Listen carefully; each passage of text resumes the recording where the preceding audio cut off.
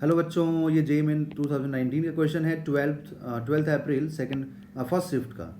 The stopping potential V naught in volt as a function of frequency for a sodium emitter is shown in the figure. The work function of sodium from the data plotted in the figure will be। Work function कितना होगा ये आपसे पूछ रहा है ना। सबसे पहली बात कि वर्क फंक्शन क्या है। तो वर्क फंक्शन बच्चों होता है minimum energy required to remove an electron from a metal surface. जैसे मेटल सरफेस से इलेक्ट्रॉन को निकालने के लिए जो मिनिमम एनर्जी की रिक्वायरमेंट होती है ना, उसी को बोलते हैं वर्क फंक्शन। ठीक है।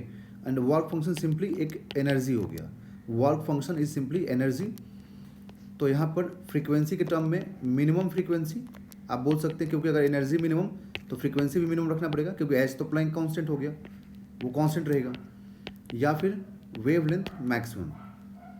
ठीक है। बट आपसे क्या पूछा गया, देखिए स्टॉपिंग पोटेंशियल आपसे पूछा गया वर्क फंक्शन। तो वर्क फंक्शन पूछा गया तो आपको यहाँ पर इस ग्राफ से देखना पड़ेगा कि मिनिमम फ्रीक्वेंसी यहाँ पर क्या होगा। और इसी मिनिमम को बोलते हैं हम लोग थ्रेशोल्ड फ्रीक्वेंसी। ये जो मिनिमम फ्रीक्वेंसी है ना, इसी को बच्चों बोला जाता है थ्रेशोल्ड फ्रीक्वेंसी। मतलब जिस पे कि इलेक्ट्रॉन जस्ट बाहर निकलेगा।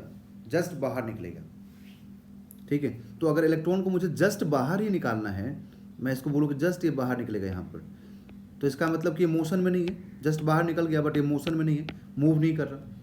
तो अगर ये मूव नहीं कर रहा, ठीक है, तो इसका काइनेटिक एनर्जी क्या हो जाएगा, जीरो। तो हम लोग ये मान लेते हैं कि जस्ट ये बाहर निकला है। ठीक है ना, जस्ट ये बाहर निकला है। और उसी के अकॉर्डिंग ग्राफ को भी ऑब्जर्व करते हैं। तो देखिए जस्ट बाहर निकलने का मतलब हुआ काइनेटिक एनर्जी का जीरो होना। ठीक है ना, काइनेटिक एनर्जी का जीरो होना। और अगर काइनेटिक एनर्जी जीरो हो गया तो हम जानते हैं कि काइनेटिक एनर्जी इक्वल टू क्या होता है, e V naught, where e electron और वी नॉट हो गया स्टॉपिंग पोटेंशियल। तो अगर ये जीरो हो गया तो ई वी नॉट भी जीरो होगा, तो स्टॉपिंग पोटेंशियल भी क्या आएगा, जीरो। तो हम लोग ये बोलेंगे कि जहाँ पर स्टॉपिंग पोटेंशियल जीरो होगा ग्राफ में, उस टाइम पर जो फ्रीक्वेंसी होगा वही थ्रेशोल्ड फ्रीक्वेंसी होगा। ठीक है। तो देखिए ग्राफ में यहाँ पर इस पॉइंट पर स्टॉपिंग जीरो नहीं है, क्योंकि इस पॉइंट पर ग्राफ यहाँ पर है, तो स्टॉपिंग कितना हो जाएगा, 1। 8 पर स्टॉपिंग यहाँ हो जाएगा 2। 10 पर हो जाएगा 3। तो यहाँ पर ना देखिए इधर में 4 पर, यहाँ पर स्टॉपिंग पोटेंशियल जीरो है, मतलब वी नॉट जीरो है। ठीक है। तो इसका मतलब ये जो फ्रीक्वेंसी है यही minimum frequency that is threshold frequency होगा।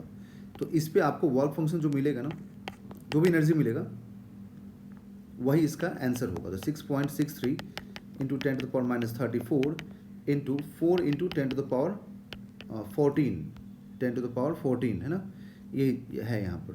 तो आप इसको मल्टीप्लाई करके देखिए तो 6.63 इंटू 4, तो ये आएगा 26.5, अप्रॉक्स में 26.5 2 इंटू 10⁻⁻20 है ना। तो अब इसको हमें लोग क्या करना, देखिए तो हमें यहाँ पर ना इसको चेंज करना है इलेक्ट्रॉन वोल्ट में।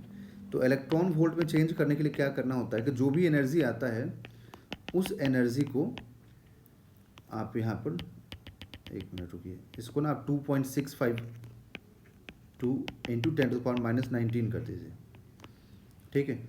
फिर इसको आप क्या करें कि 1.6 से डिवाइड कीजिए 10⁻⁻19 से, और इतना से ही मल्टीप्लाई कर दीजिए कन्वर्ट करने के लिए इलेक्ट्रॉन वोल्ट में।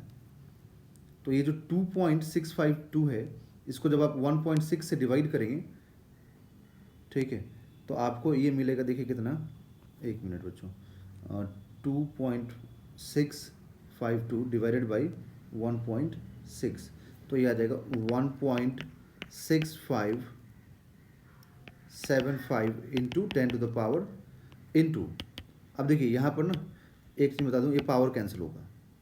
ठीक है। और ये जो है ना ये इलेक्ट्रॉन हो जाएगा, तो इलेक्ट्रॉन वोल्ट। तो हम लोग क्या बोलेंगे कि ये अप्रॉक्सीमेटली 1.66 इलेक्ट्रॉन वोल्ट या 1.65 इलेक्ट्रॉन वोल्ट आएगा। तो ऑप्शन नंबर बी यहाँ पर मैच कर रहा है, that is option number B is the right answer.